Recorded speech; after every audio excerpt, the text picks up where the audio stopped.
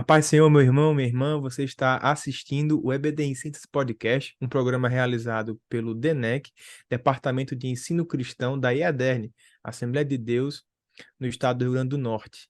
Hoje, lição de número 9, com o título Fé para crer na salvação eterna.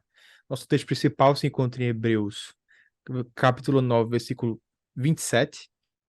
Nossos objetivos desse podcast de hoje é mostrar as teorias ateístas em relação à salvação, destacar a perspectiva cristã a respeito da morte e da ressurreição, e explicar a respeito da salvação e da vida eterna. E eu não estou sozinho nessa. Eu tenho um colega que Deus botou na minha vida, o professor Diácono Moab Santos, que vai dar o seu alô inicial, sua paz do Senhor, sua saudação. Amém, amém, professor Diácono Reinaldo Filho. É um prazer enorme, né, estar de volta aqui e estamos juntos. Nossa oração é para que esse tema tão relevante que nós estaremos abordando hoje possa servir de edificação. E eu tenho certeza que se você convidar outras pessoas para participarem, tem muito conteúdo rico para a gente conversar hoje aqui e que o Senhor nos ajude. Amém, glória a Deus. É uma aula, aliás, essa lição de jovens, ela é muito importante. É uma lição sobre apologética, né? Ela vai desde da defesa da criação, pelas mãos do Criador, até sobre defesas de postulados bíblicos, de postulados doutrinários. E isso é uma lição muito importante para o jovem que enfrenta todos os dias assédios espirituais da mídia, da faculdade, dos próprios colegas de trabalho, enfim, da academia. E eu sei que o Senhor tem algo para nós, para você que está assistindo esse podcast. E vamos começar. Amém? Nosso primeiro ponto dessa aula, muito importante, é as teorias ateístas acerca em relação à salvação.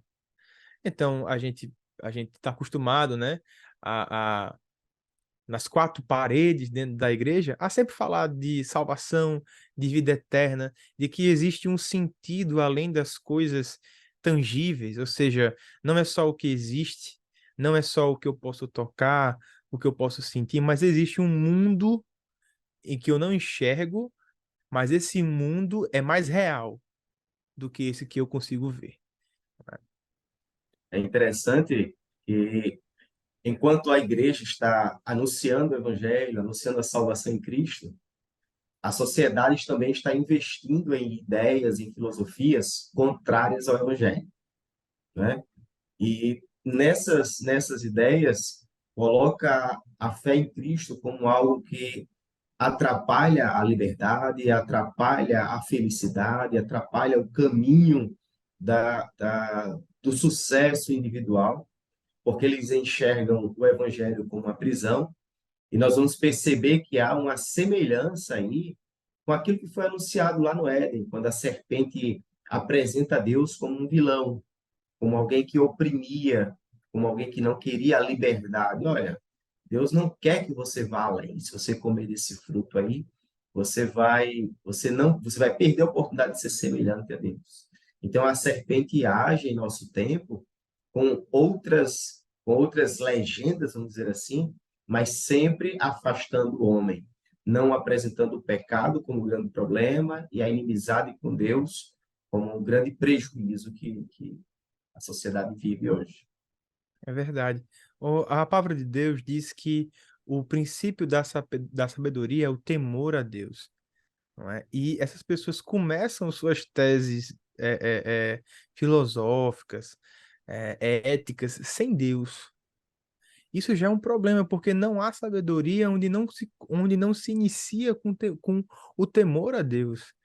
A, a, a, a lição ela vai começar a falar sobre o comunismo, que teve o seu início aproximadamente um século depois do existencialismo secular. Então, a tese aqui, na verdade, é a questão do marxismo histórico, né? Cultural, dialético, ou seja, aquela coisa de que o que o homem precisa e o que o homem é o seu meio. O que o homem ele é real, ele é tudo que nós somos nós somos um amontoado de células e que tudo que importa é isso e que a vida é isso, né? Não existe, por exemplo, a felicidade é uma reação química, a bondade é uma questão cultural, social, né? Então, ele problematiza tudo que é belo, tudo que é bonito e ele exclui Deus da sua proposta filosófica, da sua proposta cosmológica.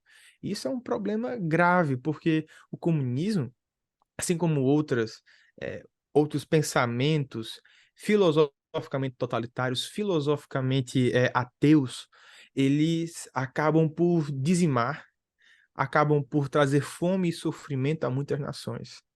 Uma nação o ideal político não se baseia nos valores judaico-cristãos, é uma nação fadada ao sofrimento, a uma vida sem sentido, a políticas públicas e um trabalho eterno e sem e somente com a remuneração valorativa, pecuniária, mas não existe nenhuma recompensa após esse mundo, não existe nada que eu possa fazer para mudar a minha realidade. Eu sempre serei um escravo da matéria. Isso, e diminui o valor do indivíduo, né? Diminui o valor do indivíduo, qualquer ideia fora do comunismo, ela é rejeitada, certo? É tanto que o comunismo não aceita a ideia de Deus, não aceita os valores de Deus. O comunismo, ele implanta na mente humana o ódio, a rivalidade. O filho que tem um pai que não for comunista, ele é inimigo do seu próprio pai. O comunismo implanta a ideia de conflito entre as classes, de forma que como pode haver paz e harmonia quando se implanta tudo, toda a solução com base no ódio? E querendo conquistar os cristãos, apresenta-se Cristo como um revolucionário comunista. E se você observar o que a Bíblia diz, em nenhum momento você encontra Cristo sendo revolucionário ou confrontando o governo. Pelo contrário, ele permite que ele seja preso, ele permite que tudo isso aconteça, que tudo que aconteceu biblicamente com ele, porque ele sempre esteve no controle de tudo e o reino de Deus, ele transcende, ele sai dessa realidade. Então, é tanto que quando o apóstolo Paulo escreve suas cartas, o escravo, ele continua sendo escravo. O proprietário continua sendo proprietário. E todos continuam sendo cristãos. Porque o reino de Deus vai além da nossa realidade. Enquanto o comunismo acredita e defende a ideia de que tudo se resume no conflito de classe e não aceita a ideia de Deus, o evangelho é totalmente diferente disso. A solução vem de fora para dentro. E um detalhe interessante é que certa vez Jesus falou: os pobres sempre tereis convosco. Por que Jesus fala isso? Porque Jesus sabe que a nossa justiça nunca vai resolver o problema da sociedade. A sociedade precisa de Cristo. E através do fruto do Espírito Santo, a solução ela chega. Certa vez, professor Moab, eu estava estudando acerca do livro do Apocalipse e uma frase me chamou a atenção. O Apocalipse, ou seja, o fim das coisas, não é para o cristão sentir medo, né? O cristão não deve sentir medo da justiça vindoura de Deus. Na verdade, o cristão deve se alegrar, porque a vida, após esta vida secular, a vida eterna, para o cristão, ela é a salvação. O cristão, ele não tem os seus votos de salvação num governo, numa ideologia, num filósofo. Ele está afirmado em Jesus Cristo e ele possui a sua mente pensando no reino de Deus. Ele não se preocupa, não ande ansiosos com o dia de amanhã, baixa cada dia o seu mal, porque ele sabe viver da graça e ele tem o dom da fé. Não é essa fé salvífica que eu estou dizendo, mas é uma fé que as coisas desse mundo pode faltar o que for, mas se eu tenho Jesus e se eu tenho esse meu pastor, nada me faltará, de nada terei falta. Pode estar caindo o reboco da parede, pode estar doença, guerra, mas o Senhor é fiel para cumprir. Na verdade, o cristão, embora viva nesse mundo, ele não se deixa contaminar pelos aplausos, pelo dinheiro, pela fama e pelas coisas deste mundo, né? E aí que o comunismo peca, professor Moab, eu concordo com o senhor, porque ele não consegue enxergar além da própria estupidez, da própria ignorância, né? O comunista, ele não consegue, por exemplo, dizer que ama a esposa. Ele não consegue dizer, por exemplo, que ama os seus filhos, que ama a sua família, porque, na verdade, tudo que ele é e tudo que ele toca é o que acontece. Ele não pode dizer, por exemplo, que eu amo minha esposa. Ele fala que eu tenho reações químicas pela minha esposa, que me fazem ficar junto dela. É uma pobreza de vida, né? Não é à toa que, além de matar populações de fome, né, a gente tem o Holodomor e outras coisas que o comunismo gerou na Rússia, a questão chinesa, né? Mao Tse-tung, um assassino, ditador. Temos aí agora, é, é, e veja, socialista também é comunista. Toda visão de mundo materialista que retira o individualismo do ser humano e trata o ser humano de forma contingencial, um contingente, todos têm que ser iguais. Veja, a salvação, a gente não cansa de dizer isso, é individual. A salvação é individual. Muitas vezes, professor, o comunismo ele vai se mascarar de um socialismo fraco, vai se mascarar de uma missão integral, de uma teologia da libertação, não é? Mas, na verdade, isso está errado. O que importa é o que a palavra de Deus diz, que você pode entregar o quanto de sopa você quiser, pode fazer a caridade que você quiser, mas se você não levar a palavra de Deus, não há salvação para a sua vida. Obras não salvam ninguém. Você não pode fazer nada para ser salvo, a não ser entregar a sua vida nas mãos do Senhor. Depois que você é salvo, você passa a viver como um crente, e aí sim, você pratica as obras de justiça, porque uma fé sem obras é morta. Mas a obra nunca pode ser feita sem a fé. Exatamente, né? É sempre Deus agindo no interior do homem, na mente humana, transformando, né? E após essa transformação, nós passamos a praticar a verdadeira justiça. Mas enquanto Deus não habita no ser humano através do Espírito Santo, é impossível que este aplique a verdadeira justiça, né? Seja bom de fato. Né? Não adianta a gente querer viver uma máscara, é isso que querem fazer das pessoas. Uma pessoa que pratica uma máscara, vive uma aparência que o seu coração não condiz. Né? Deus veio trazer, sim, harmonia, mas começando na mudança verdadeira no homem. A declaração de fé da Assembleia de Deus, ela traz algo muito importante.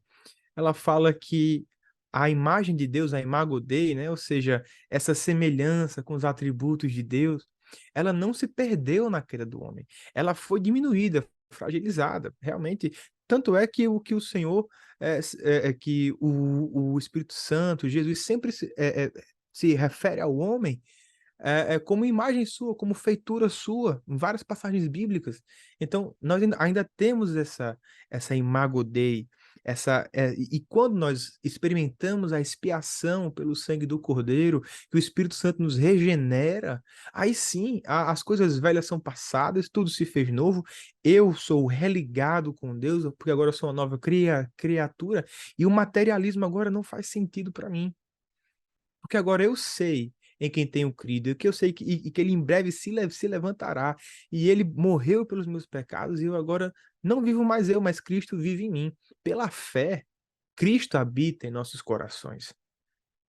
Olha, e, e veja, a mentalidade materialista seria mais ou menos ali o que Nicodemos falou a Jesus: olha, como é que eu posso nascer de novo, voltar para o ventre da minha mãe? Não, você vai nascer do Espírito.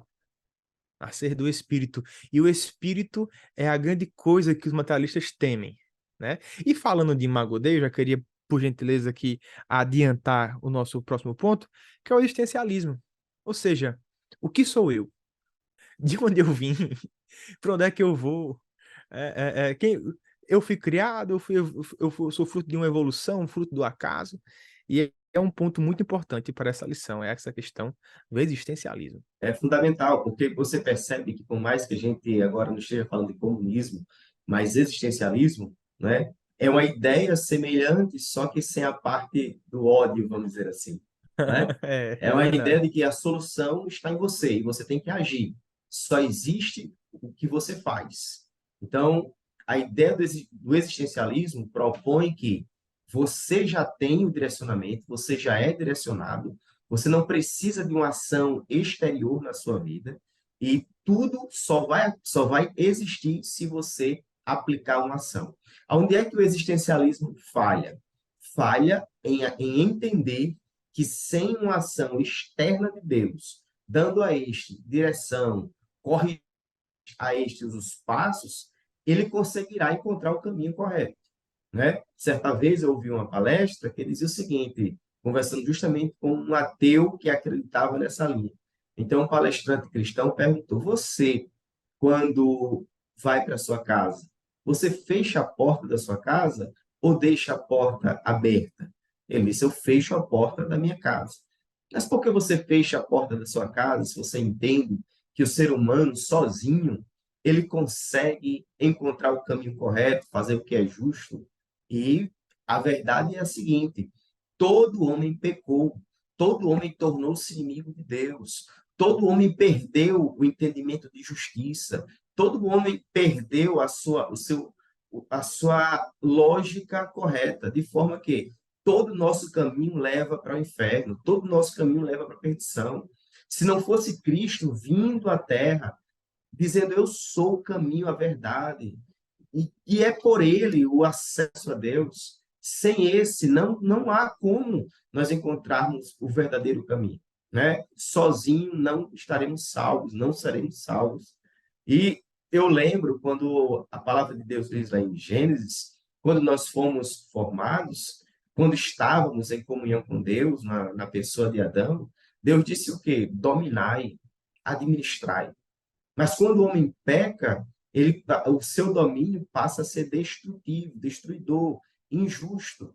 E agora essa correção está em Cristo Jesus. Uma das evidências desse que o homem perde o rumo é que no tempo de Noé, o Espírito diz que não continuaria mais com o homem, porque esse era mal em todos os seus pensamentos. A família de Noé é salva, mas você percebe que o pecado continua com o homem. Apenas quando Cristo vem, que ele é batizado no Jordão, que nós ouvimos a voz de Deus dizendo: este é o meu filho amado, em quem eu tenho prazer. Então é através de Cristo que nós encontramos o caminho, é através de Cristo que nós aprendemos o que é justiça, e é olhando para Cristo, aprendendo com ele, que o homem encontra o caminho da salvação crendo em Cristo Jesus. Glória a Deus. De alguma forma, o ser humano, embora pecador, embora decaído, depravado, não é? Ele ainda encontra nele, é o que o C.S. Lewis fala, tem uma frase dele que eu gosto muito, que é, se eu encontrar em mim desejos que nada nesta terra pode satisfazer, a explicação mais provável é que eu fui feito para outro mundo, né? Ou seja, eu não sou daqui, o ser humano realmente não foi feito para sofrer, o ser humano tem aspirações eternas, Deus colocou em nossos corações a eternidade, e aí o que o existencialismo também não consegue entender é que você não tem uma alma, você é uma alma, você tem um corpo. Na verdade, a decisão mais importante da sua vida é onde você quer colocar essa alma. É onde essa alma quer estar. A sua alma precisa estar perto de Deus. E a negação da existência do eterno, do que é divino, do que é imortal, do que é eterno, destrói qualquer chance, qualquer expectativa de que a sua alma possa encontrar repouso na eternidade. Ora, nós temos aí essa lição tratou, com certeza deve ter tratado, da cerca do argumento cosmológico. não é? Deus ele não é uma possibilidade. Deus é uma necessidade.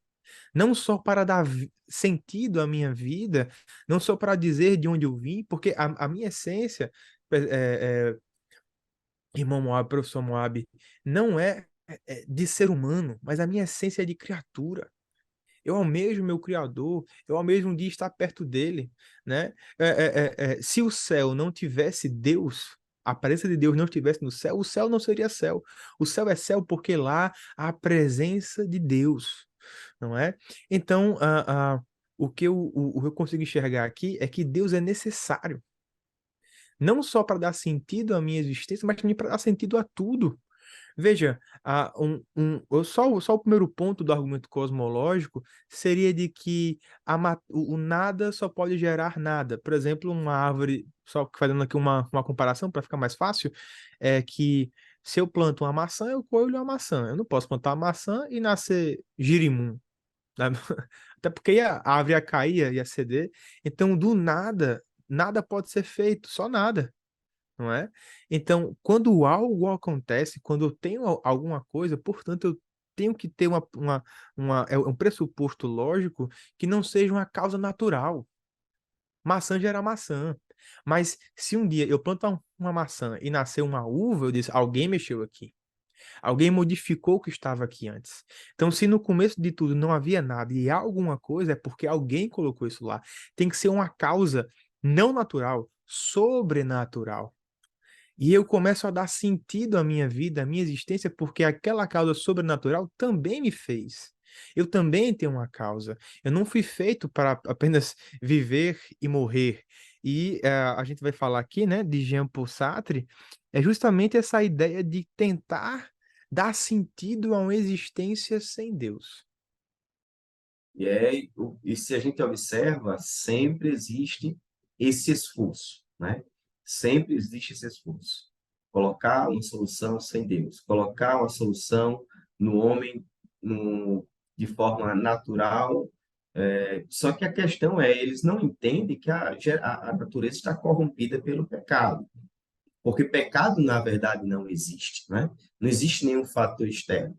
Aí a gente faz o seguinte questionamento: a tecnologia avançou, a ciência avançou, os homens estão cada vez mais aprofundados com ideias novas, mas continua os problemas sociais, continua a injustiça, continua a desigualdade, continua a violência, continua os massacres, né? É filho matando pai, pai matando filho, continua, o mundo vai se tornando cada vez mais podre, mais agressivo, e cadê a solução que não chega? Né? Só piora. As casas cada vez mais com cerca elétrica, câmera, as pessoas têm violência nas escolas e a tecnologia aí avançando, a ciência avançando. Então, cadê essa solução no próprio homem que não chega? É porque a Bíblia diz que o Deus desse século cegou o entendimento. E como é que ele segue esse entendimento? Dizendo, olha, a solução está dentro de você. Só que dentro de nós está o pecado. E o pecado nunca vai nos apresentar o caminho correto. Pelo contrário, o homem está morto em delitos e pecados. Então, enquanto o filósofo chega dizendo, olha, a solução está em você.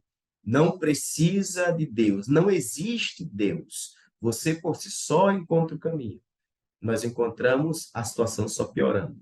E não foi isso que Jesus ensinou. Então, se o homem encontra o caminho sem a ausência de Deus, por que Jesus morreu na cruz do Calvário? Que preço foi esse que foi pago? Não é?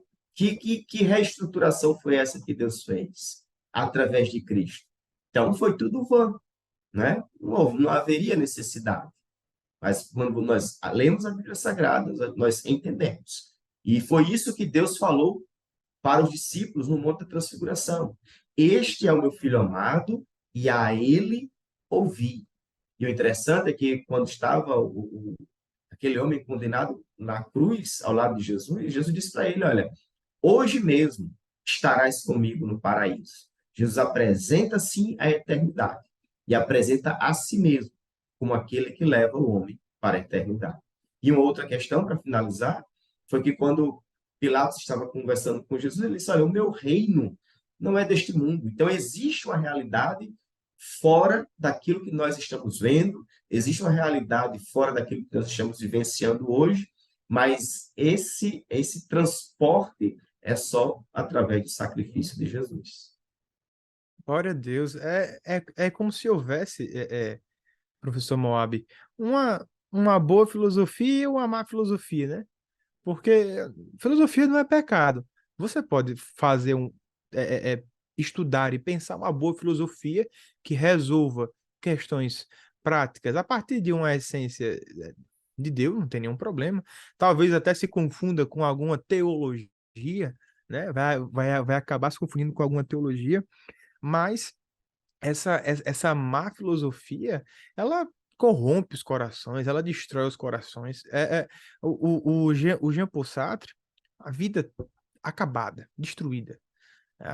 Casou com uma mulher mundana, cheia de vontades pecaminosas, né?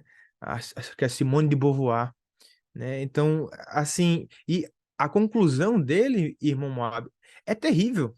É de que o homem é condenado à liberdade.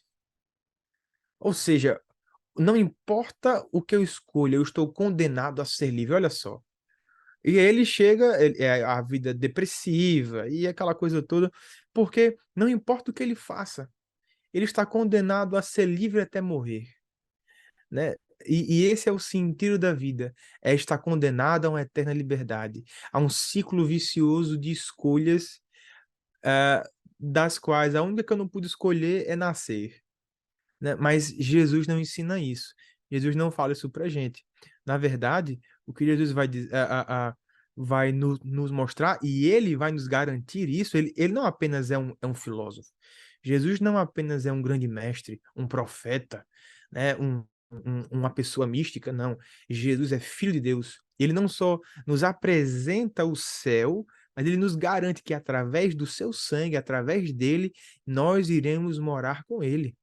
Então, não há aqui não, não é alguém falando sobre algo, é o próprio dono, né? Aquele que garante que nós estaremos um dia com ele, né?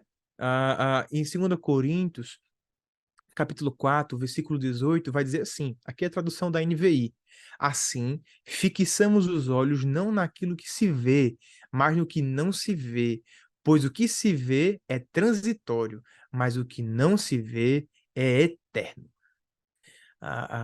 C.S. Lewis ele vai dizer que aquilo que não é eterno é eternamente inútil. Se você coloca a sua esperança naquilo que não é eterno, é eternamente inútil. E o grande problema aí é que, e é aí onde as pessoas deslizam, é que existem frases que se assemelham a frases cristãs. E nessas semelhanças acontece o grande problema. Mas fulano tal falou o que está escrito na Bíblia, e aí ocorre o problema. Por exemplo, frases como ide e fazei, né? Outra como não há realidade, só a realidade na ação. Foram frases de Jean Sartre, né? E que quem acompanha essas frases, olha, ele está falando o que Jesus disse. Mas se você lê um pouco mais, Jean Sartre diz o seguinte: você não precisa de Deus para fazer. Você já nasceu com essa liberdade de fazer. Então faça. Então, quando eu caminho numa ideia de que eu não preciso de Deus e eu não vivo para Deus, eu acabei de perder o propósito da minha vida. E eu absorvi agora e me prendi à infelicidade. Porque coitado da pessoa que não busca a Deus, porque é em Deus que está a nossa total realização, a plenitude está em Deus. E como você bem comentou, se Deus não está no céu, o céu já não é céu, né? A necessidade humana é estar aonde Deus está.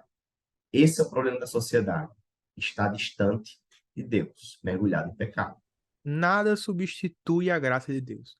As pessoas costumam, eu lembro de um livro do professor John Lennox, professor de matemática, lá de Oxford, né? Ele diz assim, ele tem um livro Contra a Correnteza, né? Ele vai analisar o livro de Daniel e ele vai notar que quando os utensílios da casa de Deus são colocadas na casa do tesouro babilônico, né? Na casa no, no, no palácio de Instar, que é uma divindade babilônica, ele vai dizer que é o seguinte, que os utensílios de ouro eram colocados no mesmo lugar de utensílios pagãos, de utensílios ali utilizados para práticas, para rituais profanos. Professor Moab, caro professor que está nos observando, Jesus não é igual a um horóscopo. A palavra de Deus não é igual a Zoroastro, a misticismo.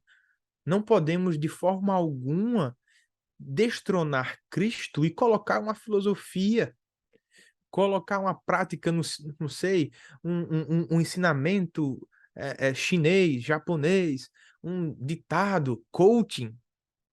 A gente tá falando aqui de Jean Paul Sartre, as coisas assim de comunismo, mas o irmão pode estar assim, meu Deus do céu, mas qualquer coisa pode substituir, qualquer coisa pode virar existencialismo.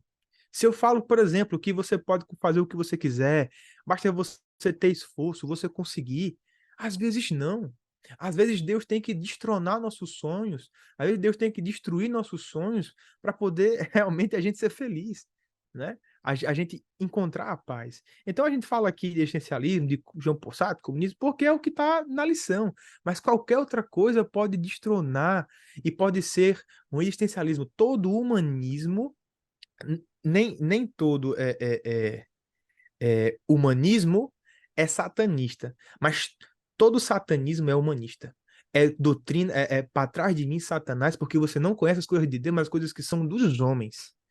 Exatamente.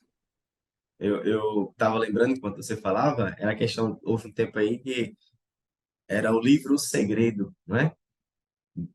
Pense, né? Se concentre, olhe para o que você quer e você vai alcançar, e sempre nessa ideia. Vai mudando de nome, mas sempre vai chegando uma solução nova.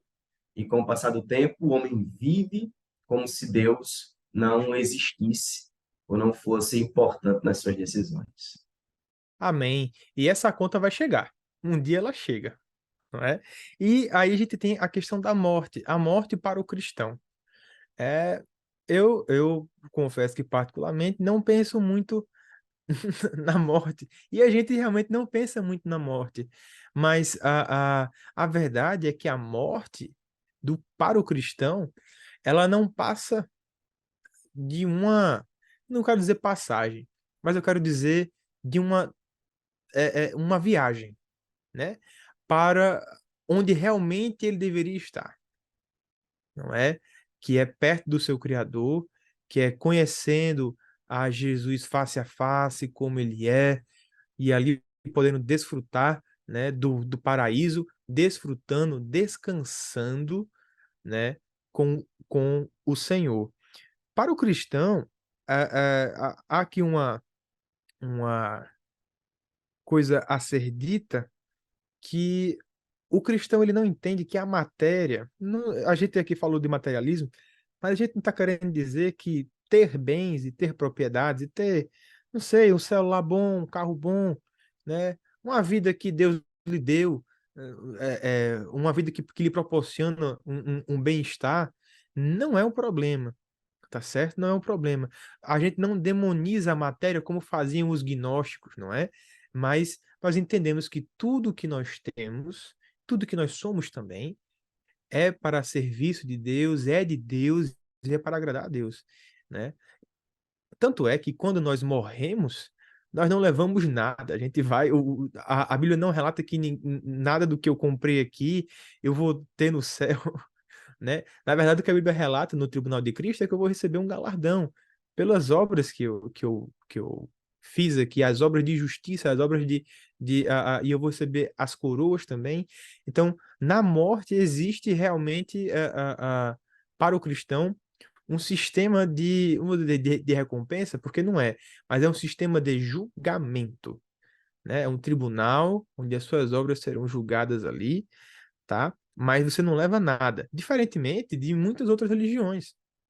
Muitas outras religiões, por exemplo, a religião egípcia, eles guardavam aquelas coisas porque aquelas coisas, depois, se o morto revivesse, estaria de volta ali, estaria ali para ir para o mundo dos mortos e levar todas aquelas coisas, né? Ah, também existe a ideia no islamismo de que o céu do Islã, na verdade, ele é composto ali de riquezas e de gozos seculares, como virgens. Tem até um rio de iogurte, né? É uma coisa assim meio absurda na verdade, nós cristãos entendemos que no céu a única coisa que nós já dizemos, né? Que faz o céu ser céu e que faz a morte do cristão ser tão agradável, né? É justamente estar próximo de Deus.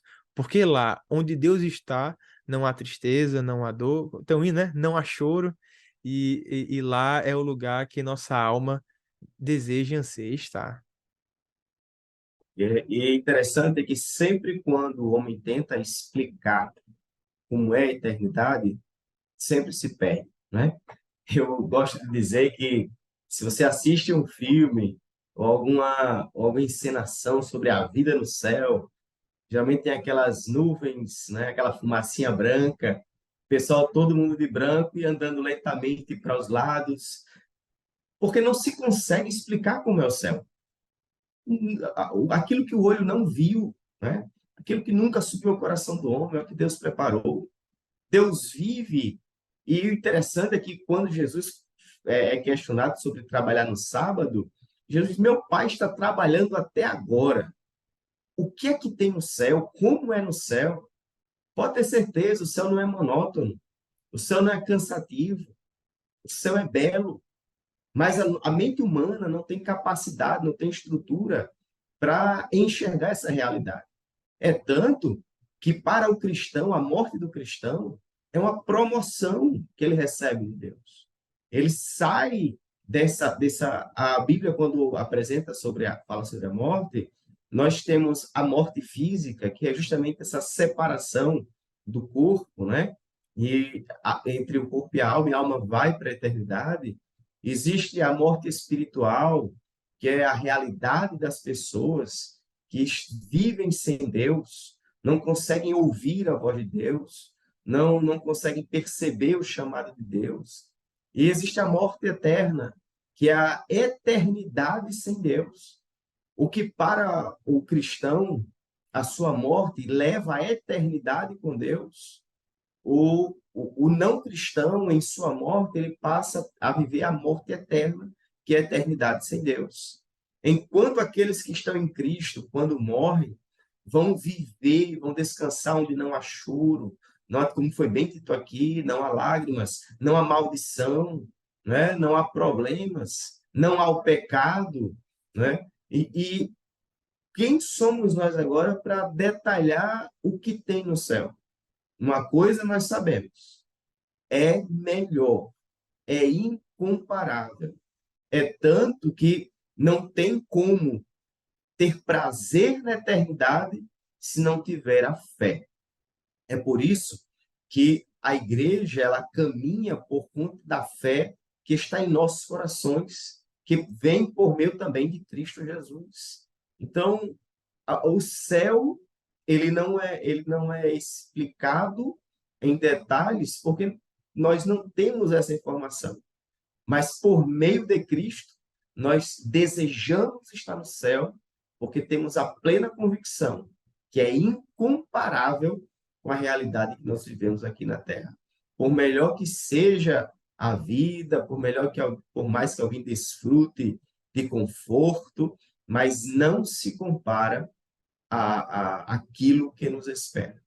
É a grande esperança da igreja. Então, o coração de quem está em Cristo diz: Ora vem, Senhor Jesus. Ora vem, Senhor Jesus. A fé, não é, professor Moab? Ela não. Esses ateus criticam a gente que A fé é uma fuga da realidade. Eu estou querendo fugir das minhas preocupações, dos meus problemas, da minha realidade, né? O Karl Marx vai dizer que o cristianismo é o ópio do povo, né? Que é o que, ou seja, o ópio a semente da papoula que você fazia eu não sei, um cachimbo, um charuto, não tem esse costume, não. E você ficava drogado, né? Ou seja, ele entorpece, mas na verdade a fé não é uma fuga. A fé é uma estrada, né? Que leva a uma realidade mais profunda.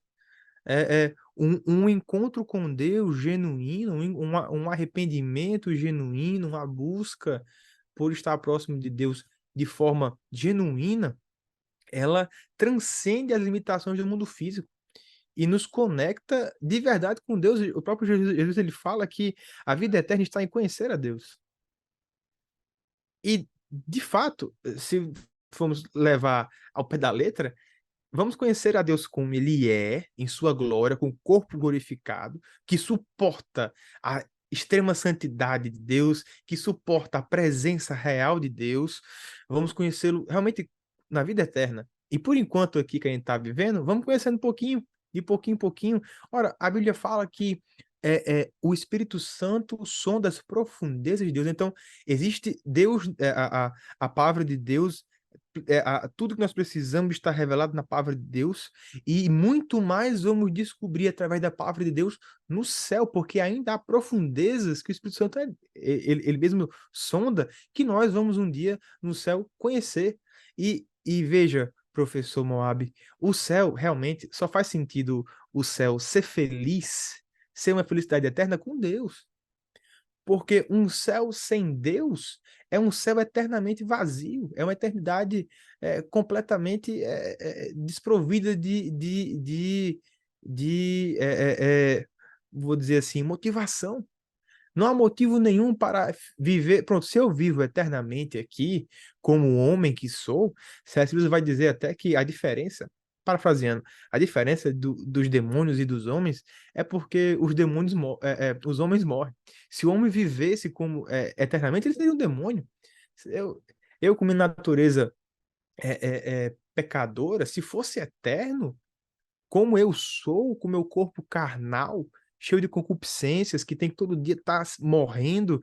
Lutero disse que ele foi batizado, o velho homem morreu ali no, no batismo, mas todo dia ele descobriu que tinha que matar aquele homem todo dia. Se eu não mato Reinaldo Filho todos os dias, eu me torno uma coisa terrível. Então, o céu é a minha redenção, é a minha salvação. Eu só tenho essa escolha, eu só tenho uma chance, eu não posso perder essa chance, não é? E o apóstolo Paulo, ele reforça justamente essa ideia quando ele diz: se a nossa esperança, né, se limita às coisas desta vida, somos os mais miseráveis de todos os homens. Olha só, a gente perde aqui, perde lá, né? É uma miséria total, né? Bem sabemos que tudo que a gente pode alcançar aqui nesse mundo, ele pode trazer até algum momento de prazer, de fato, mas se eu não vou usufruir desse prazer aqui na Terra e não tenho esperança da vida na eternidade, eu sou miserável totalmente. Mas, pelo contrário, a nossa esperança está no céu. E o apóstolo Paulo também diz: pensai nas coisas que são de cima. Então, a fé é essa certeza que vem por meio da palavra de Deus. É importante lembrar isso. Fé não é qualquer certeza que tem no coração. Fé não é qualquer ideia positiva. Eu vou pensar positivamente, isso é fé, não. Fé é a certeza que você tem por meio da palavra de Deus. Você ouve a palavra de Deus, é tanto que a palavra de Deus diz assim: a fé vem pelo ouvir e o ouvir pela palavra de Deus. Então, é essa clareza que você tem ao ouvir a palavra de Deus, de forma que sai de você qualquer dúvida, sai de você qualquer medo, e você agora sabe que se hoje for o meu último dia, não há problema nenhum, porque o que Deus tem reservado, essa realidade, ela não se compara com qualquer coisa que eu vivo na realidade atual. Como nós falamos, né? Não adianta você trocar Jesus por uma filosofia, por um horóscopo, por uma coisa, por um relacionamento, por qualquer outra coisa. Como diz nosso pastor, sempre diz, só vale a pena ser crente se for para ir morar no céu, né? E realmente, professor Moab, do grego, essa crer, pistes, né?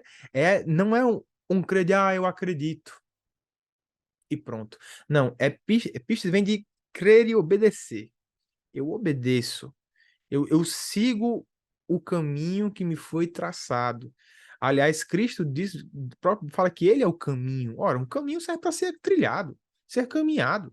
É gradual, mas eu tenho que começar de algum lugar.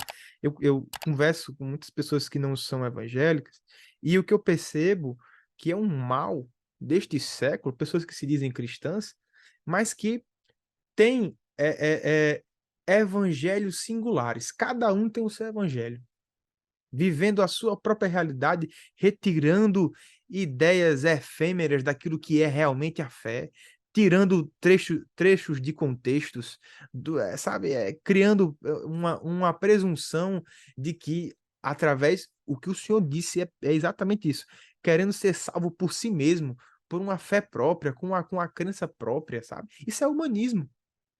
Se humanismo é satanismo, é coisa de homem, não é? E isso tem arrastado muitas pessoas para o inferno. Então a gente tem, mas pela graça de Deus, a gente vai é, continuar pregando, continuar evangelizando. A gente, antes de gravar aqui o podcast, nós falamos acerca de evangelismo, né? Já estava aqui dando fazendo o briefing.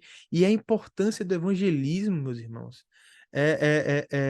Evangelismo, o assembleiano, ele costuma pensar em ir para uma praça, ir para uma feira, literatura, e pregar. E é assim que nós crescemos.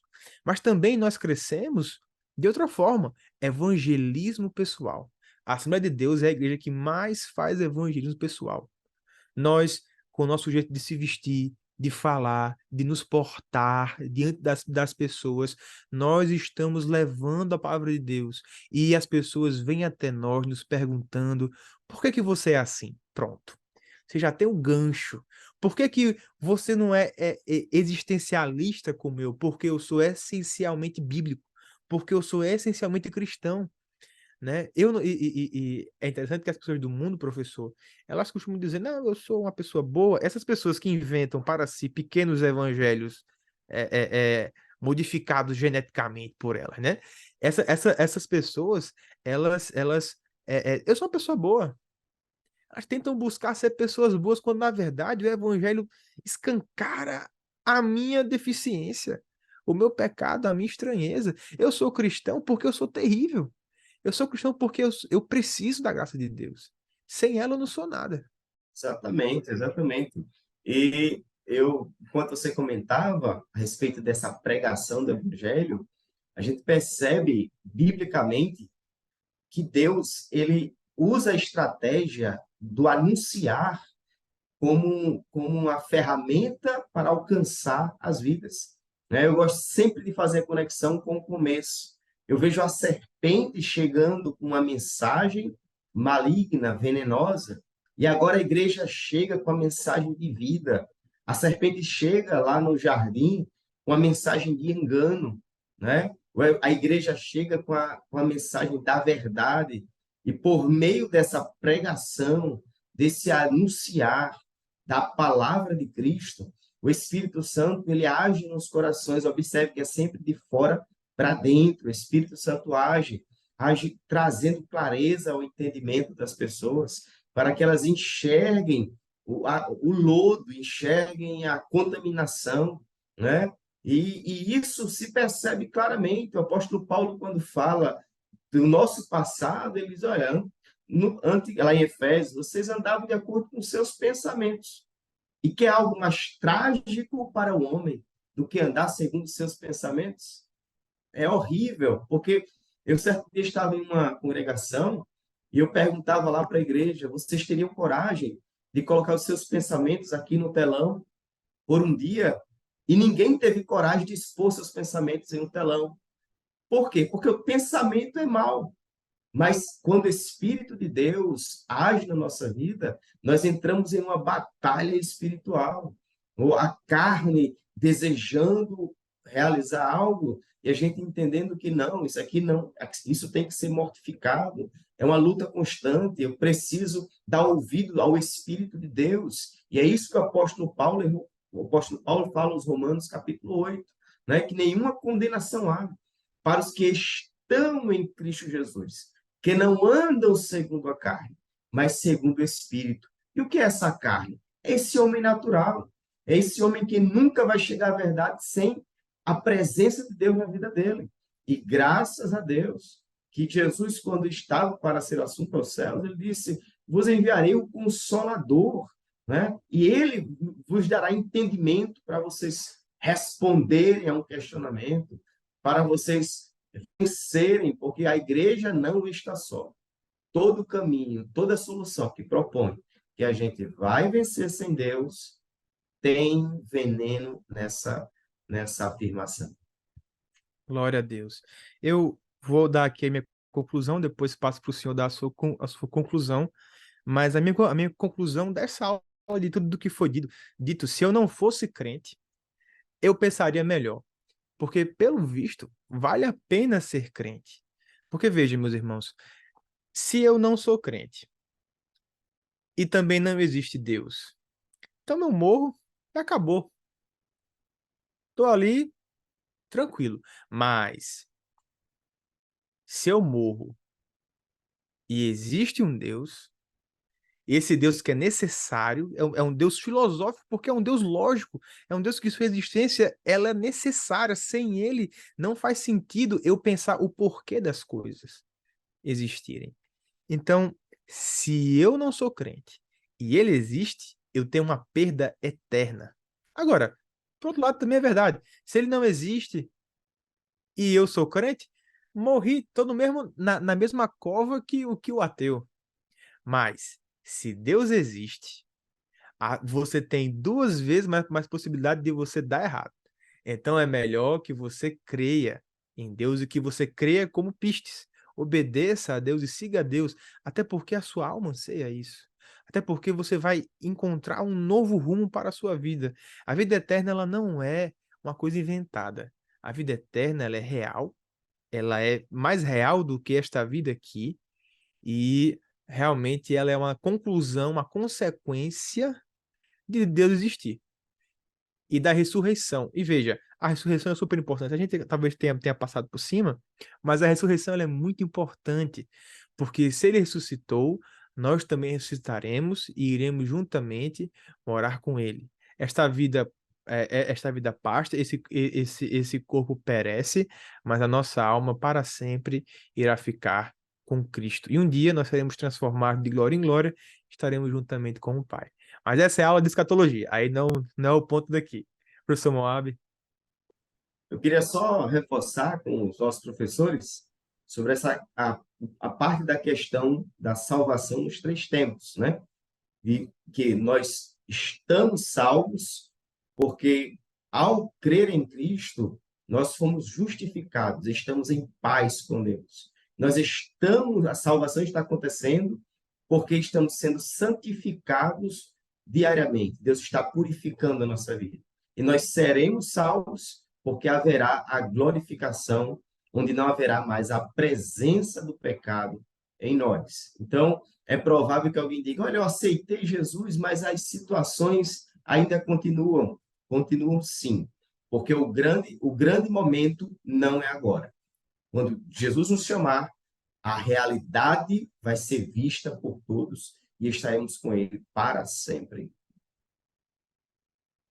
Glória a Deus. Então a gente começou a lição falando de as ideias de que Deus não existe e terminamos dizendo que, além dele existir, ele tem algo para nós, algo que nenhum dessas filosofias tem para oferecer. Desde já eu agradeço ao professor Moab, agradeço a confiança dos nossos pastores que nos cederam a oportunidade de estar aqui hoje e desejar a você, meu amado professor, professora, você é aluno também que assiste esse vídeo, esse podcast, dizer que Deus abençoe a sua aula, que você seja um instrumento de Deus para a vida do seu aluno. E Deus abençoe. Fique com Deus. A paz do Senhor. Também.